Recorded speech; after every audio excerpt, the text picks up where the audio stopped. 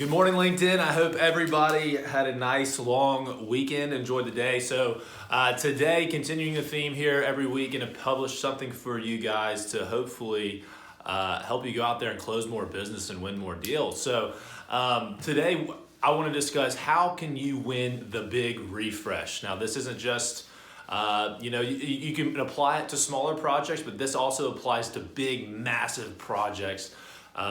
Big storage deals, big servers deals, big networking deals, all the above.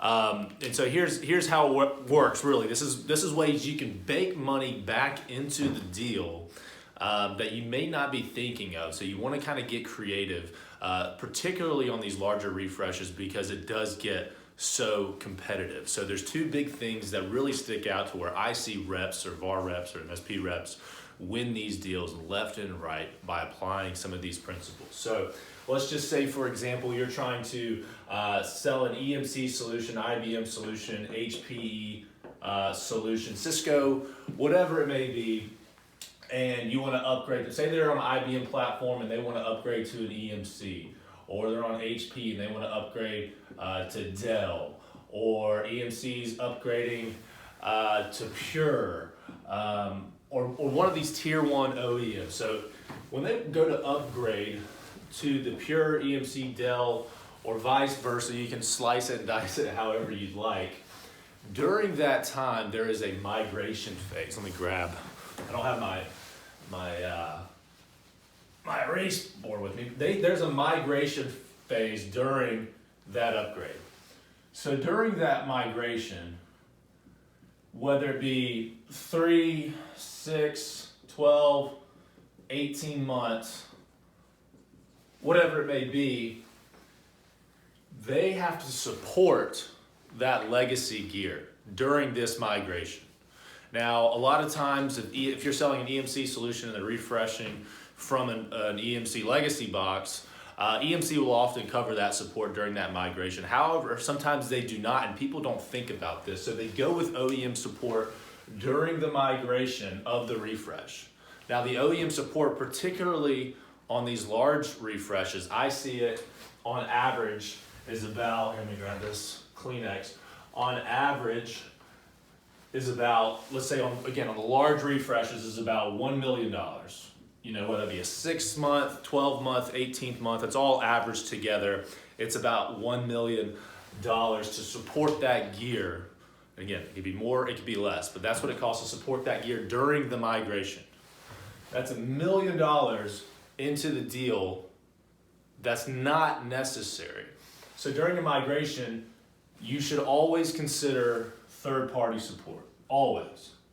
Because during this migration, you basically want to keep everything up and running.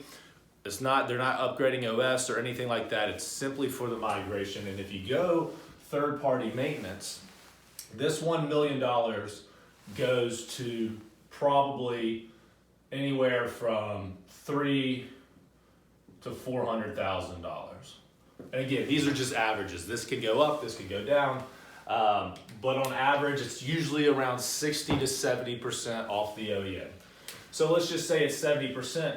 That's $700,000 back in the deal that allows you to go in and win it and be competitive. So that's one way. So that's strictly maintenance. Now the other side is once that migration is complete, let's say they're going from IBM to EMC, migration is, let's say, 6 to 12 months.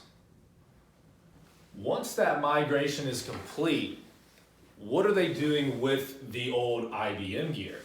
Now again, as I mentioned, if it was EMC selling to EMC, EMC will typically give a credit. Sometimes they'll go into support, but sometimes they don't, or sometimes they don't actually even pick up that equipment. But for IBM in particular, if IBM is going to EMC, or an OEM is going to another OEM per se, EMC is not likely going to give credit for IBM gear. Why would they? Or buyback value. Why would they? They're EMC, they're not IBM.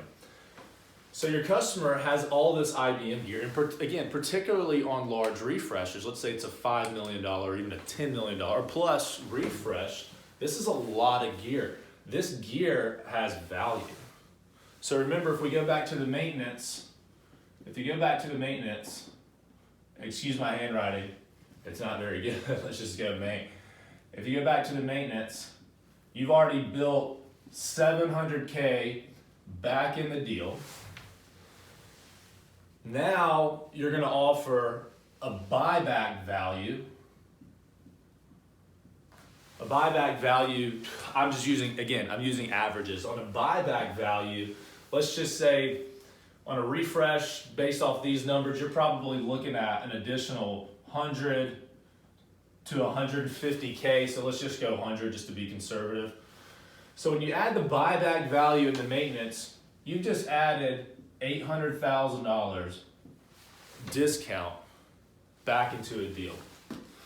Now, additionally, when we do these buybacks, let me erase all this. I know my whiteboard skills are kind of sloppy, but when you do this buyback, this includes, we kind of make it all simple for you because it's a service. If you watch my other videos, there's a service that a lot of people don't consider, and that's data erasure, certified data erasure, whether it be on-site, off-site, whatever it may be. We call it ITAD, which you may have heard. This buyback value includes all ITAD services.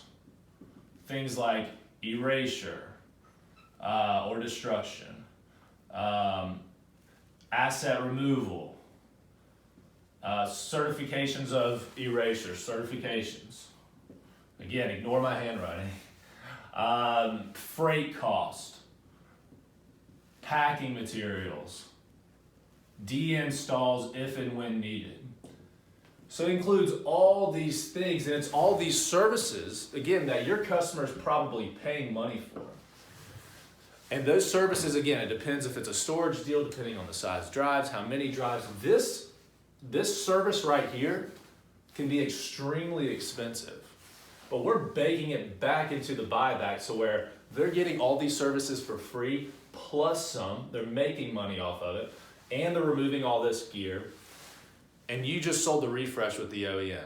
Additionally, you saved them, on average, $700,000 based on the scenario that I gave you. You're saving them $700,000 in maintenance cost. So you figure you're now plus, you now have, and again, this is average, it can go more or less, or whatever. You just save them, or you just baked $800K back into the deal that will help you win it. So whatever you want to do with this $800K, you can apply it straight to the deal. If you have the relationship, heck, it might just be pure margin. You can go in at $600K. You can play with it and slice it and dice it however you would like to do it. And again, the best part is this maintenance and the buyback, which goes under the ITAD category technically, is a tremendous service for them. And it goes an extremely long way, particularly on these large refreshes, and particularly if there's multiple locations, because it is a hassle, it is a pain for them.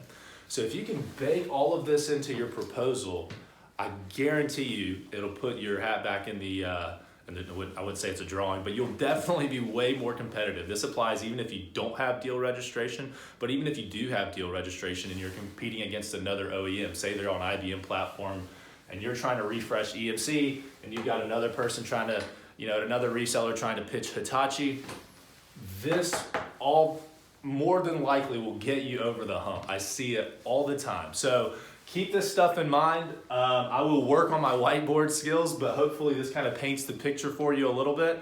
And good luck out there. If you have questions, you know how to get in touch with me, and I will talk to you guys soon. Thanks so much. See ya.